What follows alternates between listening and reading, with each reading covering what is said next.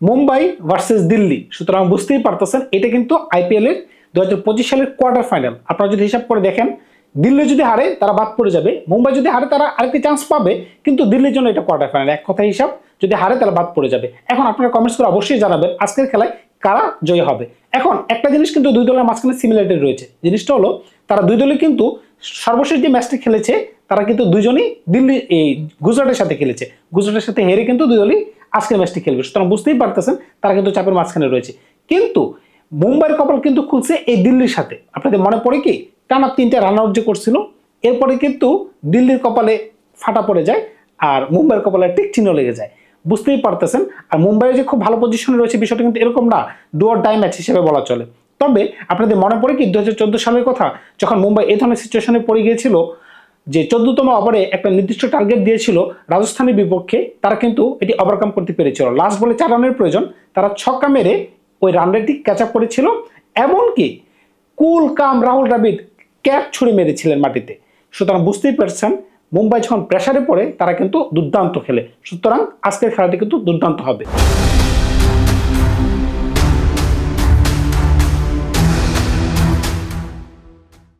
দিল্লি ক্যাপিটালসের শিবিরে কিন্তু ধাক্কা লেগেছিল, যেমন জ্যাক ফ্রেজার ম্যাকগার্থ তিনি কিন্তু আসেন নাই। আবার দেখেন মিচেল স্টার্ক প্রিমিয়াম বলার, আইপিএল এর অন্যতম সেরা বলার, তিনি কিন্তু আর যোগদান করেন নাই। সুতরাং বুঝতেই পারতেছেন এই দুটি ধাক্কাকে তারা ওভারকাম করতে পারতেছে।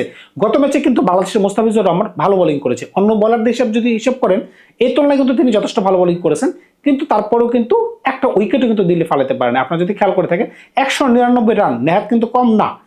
এই খেলা কিন্তু গুজরাট হেসে খেলে জয়লাভ করছে। এখানে কি বলারদের একটা গাফিলতি রয়েছে বা বলারদের উইকেট টেকিং অ্যাবিলিটি নাই বললেই চলে।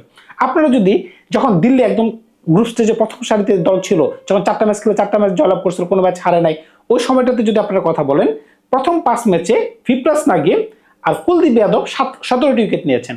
পরের 5 ম্যাচে এই জুটি নিয়েছেন 5টি উইকেট। মিচেল স্টার্কের কথা যদি আসেন, মিচেল স্টার্ক প্রথম 3 ম্যাচে নিয়েছিলেন 9 উইকেট, পরবর্তী 6-7 ম্যাচে নিয়েছেন 3 উইকেট। এই সকল কারণে কিন্তু দিল্লি আর উইকেট না নেওয়ার কারণে কিন্তু পরবর্তীতে ম্যাচ জয়লাভ করতে পারতেছে না। এখন কেএল রাহুল কিন্তু গত ম্যাচে দুর্দান্ত খেলেছেন, 112 রান করেছেন 65 বলে বা 60 বল প্লাস বলে। কিন্তু আইপিএল এর বর্তমান যে স্ট্যান্ডার্ড, এই স্ট্যান্ডার্ড অনুযায়ী এটি একটা স্লো ইনিংস। কেন বলতেছি, যেখানে বৈভব সূর্যবংশী 35 বলে সেঞ্চুরি করে বা অন্যান্য প্লেয়াররা 40 বলে সেঞ্চুরি করে, 42 বলে সেঞ্চুরি করে, আন্ডার 50 বলে সেঞ্চুরি করে, সেখানে 65 বল যদি কোনো প্লেয়ার খেলে তাহলে কিন্তু তার রান করতে হবে মিনিমাম 140 বা 150। কারণ কি, আপনি উইকেট হারিয়েছেন মাত্র 3টা উইকেট হারায় 199 রান। আপনার যদি 7টা কিংবা 8টা উইকেট পড়ে যেত তখন 199 রান অ্যাকসেপ্টেবল ছিল, কিন্তু আপনার উইকেট পড়ছে মাত্র 3টা। সুতরাং এটা কোনোভাবেই গ্রহণযোগ্য না। আপনার ইনিংসটি স্লো ছিল। আপনি দেখেন গুজরাট কিন্তু একদম হেসে খেলে, কোনো ঘামই ঝরায় নাই। যেভাবে সাই সুদর্শন খেলে গেছে, একটা সেঞ্চুরি করছে, যেভাবে আপনি দেখেন শুভমন গিল যেভাবে খেলছে, কোনো এফোর্টই দেয় নাই। মারার বল মারছে, মারার বল ছাড়া সিঙ্গেল নিয়ে গেছে, কোনো বাড়তি কোনো ঝামেলাই নেই। এখন যদি মুম্বাইয়ের দিকে দেখেন, মুম্বাইয়ের শিবিরেও কিন্তু ধাক্কা আসবে। উইল জ্যাক্স চলে যাবে, রায়াল রিকটন চলে যাবে, তারপরে আরেকজন পেস বোলার আছেন উনিও চলে যাবেন। তবে আমার মনে হচ্ছে না তেমন কোনো সমস্যা হবে। কারণ কি, উইল জ্যাক্সের জায়গায় চলে আসবে ব্যারিস্টো, রায়াল রিকটনের জায়গায় একজন ফরেন ক্যাটাগরি ব্যাটসম্যান, আরেকজন পেস বোলার যিনি রয়েছেন করবিন বোস, তার জায়গায় চলে আসবেন মিচেল সেন্টনার। সুতরাং বুঝতেই পারতেছেন ওই ধরনের কোনো সমস্যা হবে না। এইগুলো কিন্তু গ্রুপ স্টেজে আসবে না, এগুলো হবে যখন প্লে অফসে যখন যেতে পারে যদি মুম্বাই, তখন তাদেরকে দেখা মিলবে। দিল্লির কিন্তু ব্যাটিং এ একটু সমস্যা রয়ে গেছে। আপনারা যদি ওপেনিং এ খেয়াল করে থাকেন, গত ম্যাচে কিন্তু ফাপ 10 বলে বা 9 বলে 3-4 রান করতে পারছেন। এটা কিন্তু খুবই দলের জন্য মানে হ্যাম্পারজনক। এই কারণে কিন্তু দিল্লি ইনিংসটা একটু স্লো হয়ে যায়। আপনারা যদি খেয়াল করে থাকেন প্রথম পাওয়ার প্লেতে 5 ওভারে তাদের রান ছিল 25-এর আশেপাশে। এটার কারণে কিন্তু রানটা 200 রান পৌঁছাতে পারে নাই। এটা কিন্তু ইফেক্ট ফালায়। তো আমি আজকে বলবো সাদিকুল্লাহ আটাল, তাকে যদি 3 নম্বরও খেলানো হয়, তিনি কিন্তু দলের হয়ে মানে আফগানিস্তানের হয়ে কিন্তু 3 নম্বরেই ব্যাটিং করে থাকেন বা 4 নম্বরে সর্বোচ্চ ব্যাটিং করে থাকেন। আপনি যদি অভিষেক পুরীকে উপরে পাঠাই দেন, সেই সাথে যদি কেএল রাহুল ওপেনিং করে, তাহলে কিন্তু দলটা আপনার ফ্লেক্সিবিলিটি বেড়ে যাচ্ছে। সুতরাং বুঝতেই পারতেছেন এটা হচ্ছে পরিবর্তন।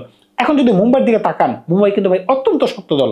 Rohit Sharma, Ryan Rickelton, Will Jacks, Suryakumar Yadav, Tilak Varma, Hardik Pandya, Naman Dhir, Mitchell centre, বুঝতেই পারতেছেন একটা থেকে আরেকটা। এখন মুম্বাই শিবিরেও কিন্তু ধাক্কা লাগবে, কিন্তু এখন লাগবে না, এটা লাগবে প্লে অফসে যদি যাইতে পারে। কারণ কি, WTC ফাইনালের জন্য চলে যাবে রায়ান রিকটন, আর ইংল্যান্ডের খেলার জন্য চলে যাবে উইল জ্যাক্স।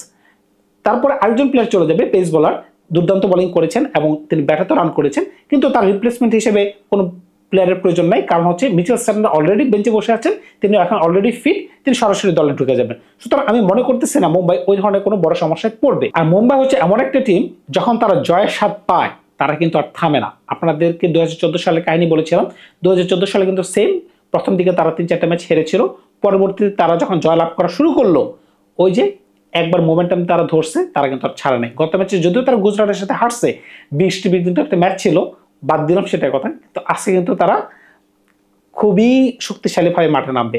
এবং জাসপ্রীত বুমরা, ট্রেন্ট বোল্ট, দীপক চাহার, তাদের যে বোলিং লাইন আপ দুর্দান্ত কিন্তু।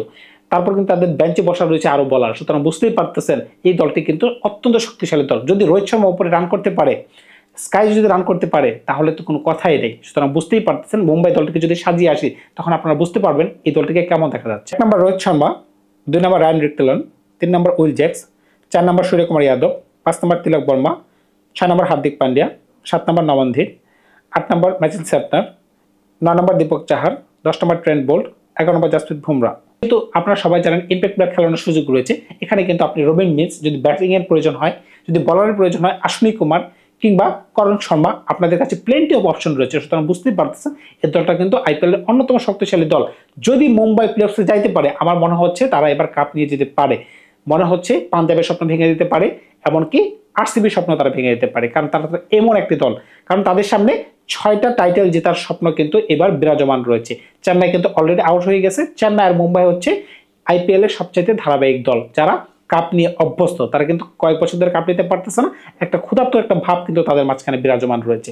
কারণ কি, তারা কিন্তু এবার কাপ নিতে চাইবে। আরেকটা বিষয় যদি খেয়াল করে থাকেন, হার্দিক পান্ডিয়া যে কিনা গতবার চলে আসছিল মুম্বাইয়ের ক্যাপ্টেন হিসেবে, তাকে কিন্তু অনেক মানুষ মানতে পারে নাই।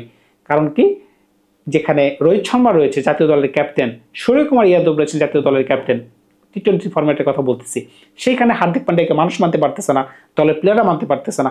কিন্তু আপনারা যদি খেয়াল করে থাকেন, টি-20 বিশ্বকাপ, তারপরে চ্যাম্পিয়ন্স ট্রফি, ওইখানে হার্দিক পান্ডিয়ার যে ভালো পারফরমেন্স, এই পারফরমেন্সের পরে রোহিত শর্মা আর হার্দিক পান্ডিয়ার যে একটা কোলাকুলির দৃশ্য আমরা দেখতে পেয়েছিলাম, তখন থেকেই কিন্তু তাকে মানে মন থেকে যে you are the captain of Mumbai Indians, এরপরে যে একটা বন্ডিং তৈরি হলো দুর্দান্ত।